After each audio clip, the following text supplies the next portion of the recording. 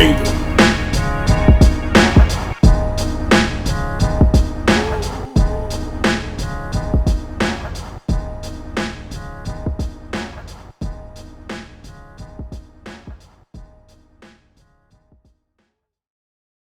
Yo, peace and welcome to the Boom Bap Kingdom. We're here and we're super chilling, and I hope you guys are chilling too. I want to preface this video with the idea that Marley Marl, the iconic DJ producer, wasn't actually the first person to sample and specifically chop drum samples and sequence them into a pattern. Now, we know he did do this in 1986 on the legendary MC Shan record, The Bridge. They sampled Honey Drippers, Impeach the President for the drums, and they took samples from a song from a group called Disco Sound Machine. That's where the horn comes from. But what if I told you he wasn't the first guy to do that?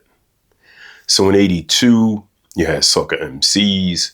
They used the DMX, Orange Crush, Davey D, programmed the drums, and made Sucker MCs. No samples. Hip hop wasn't sampling yet. Then in 86, you get Shan the Bridge. But what if I told you that there was a guy in 1983 that was sampling and was chopping drums and more? Let's talk about a group that comes out of London, England, by the name of Yes. And there's an iconic song that they made called Owner of a Lonely Heart, one of my favorite songs. When you listen to Owner of a Lonely Heart, there's like a bridge and a break. And when you listen to that break, you hear the drums chopped up, you hear a horn sample. The song just goes from what the band was playing to this very interesting sample-based bridge, and then back into more instrumentation to fill out the rest of the bridge and then the hook. Owner of a Lonely Heart by Yes was produced by Trevor Horn, who was also the lead vocalist in Yes. This gets very interesting because that record came out on Atco Records in 1983. Now, how was that record made? It was made with the legendary Fairlight CMI. The Fairlight CMI was built in 1979, if not one of the first, the first sampler. You fast forward a few months later, and there's another group coming out of London, England, by the name of Art of Noise. And they had a legendary record called Beatbox, one of my favorite records of all time. Beatbox crossed into the urban charts. That record was released in December of 1983. So here we are, only a year removed from Run DMC Sucker MCs, and you get Owner of a Lonely Heart with that sampled break, and that break is iconic. And then you get only 2 months later, Art of Noise's record Beatbox, which the entire record was sample-based and electronic. The common thread between those two records is they were both produced by Trevor Horn, and they both used the Fairlight CMI. Difference is because everything was electronic on Art of Noise's record, they actually used a sequencer called the Page R.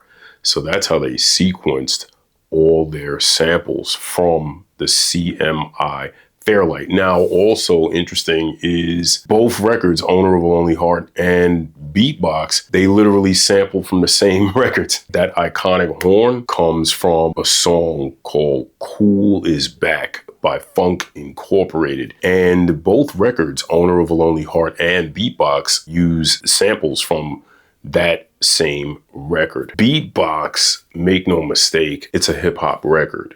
when you hear the drum breaks, the interesting thing about the drums in beatbox is the drums came from the session drummer of the group Yes by the name of Alan White. Yes had recorded a session to tape that they scrapped. Trevor Horn decided to take the drums from that session and chop them up in the Fairlight CMI, sequence them in the Page R, and that's where you get those iconic drums from the song Beatbox by Art of Noise. And the fact that all of that occurred 3 years before Marley Marl made the bridge for MC Shan, I find all of that amazing and interesting that no one really talks about that, especially in this culture where most of the music is sample based. I wanted to share that history with you guys. What do you think of Marley Marl not actually being the first to sample drums and chop them up on a record? What do you think about the inventors of the Fairlight CMI? They don't really get their props like Dave Rossum, Roger Lynn.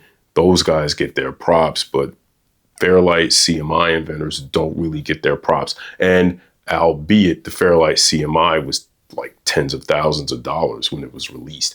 So of course, if you didn't go to a studio that had that, you were never going to come in contact with it or be able to use it. So I do understand the SP1200 MPC60 catered more to small studio, home studio market. We should still pay homage to the inventors of the Fairlight CMI and the Page R, because that's really what kind of spawned the genre of sample-based and sequence-based music. So get in those comments. Let me know what you guys think. Don't forget to like, share, subscribe, tell a friend to tell a friend. And with that, I'll leave you with a BBK salute. Peace.